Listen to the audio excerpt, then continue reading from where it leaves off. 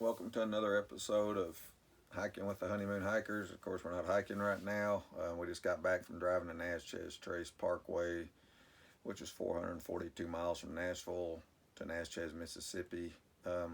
This video is just to tell people what the difference is in the Blue Ridge Parkway and the Natchez Trace. Of course, we all know the Blue Ridge Parkway is probably the most famous parkway and the most highly used. We've probably driven it 10 to 15 times. Probably camped at all the campsites. We've hiked the Mountains to Sea Trail, which goes the hikes along the whole section of the Parkway in North Carolina. AT 4 times and 100 miles of it's along the Parkway, so we've drove it and hiked it. But we want to give you a comparison between the two. If you're the Blue Ridge Parkway is very touristy, heavily trafficked. Pull-offs are a lot of them's full.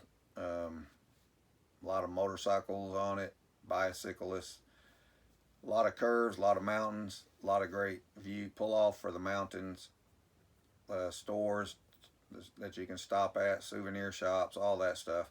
So it caters more to the tourist. But if you're looking for something to get away from everything for a couple of days and just have a relaxing, peaceful drive, the Natchez Trace is the one for you. We drove that for 3 days, and we probably didn't see 150 cars the whole 444 miles, so it's not as well used. There's probably more bicycles on it than there is cars. Seen a few motorcycles. The whole thing is basically flat. No mountains at all, no pull-offs for overlooks. You're driving through woods on both sides almost the whole time. There's some fields, but nothing like the Blue Ridge Parkway on each side. There's, I would say, less wildlife. We only saw 2 deer, some turkey, a couple snakes, and a coyote on the Natchez, but on the Blue Ridge you see, bear, turkey, chance to see wild pigs, stuff like that. And you see a lot more wildlife on the Blue Ridge Parkway.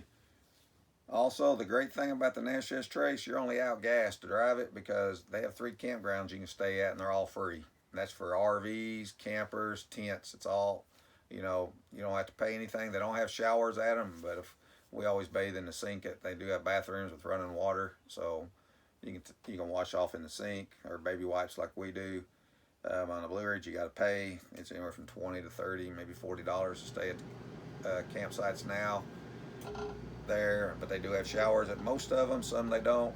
So the Natchez as well is a history trail basically of the Indians and stuff. All the pull-offs, they give you a half a mile heads up before you get to the next view or point to see something that's historical, so that's nice, so you don't have to just slam on the brakes at the last second. And another good thing is you don't have to worry about people getting behind you and pushing you off the road. You're driving the speed limit and they're flying.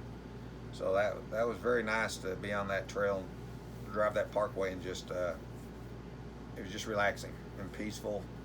And at the campgrounds, we probably, at one of them we had 3 people staying at it.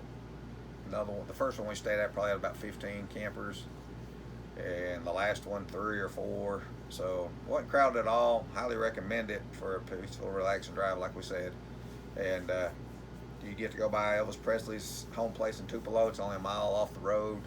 We visited that, and there's a couple other towns that you can go into that aren't far off the trail as well to get gas and stuff and visit while you're traveling. So yeah, that's probably the differences. Mostly is it's just not as populated as a Blue Ridge, and basically you're just out gas. We were at about $60-$70 in gas for the whole thing, and that was it. That's all we had to spend. So if you're looking for something historical and just get away, we highly recommend the Natchez.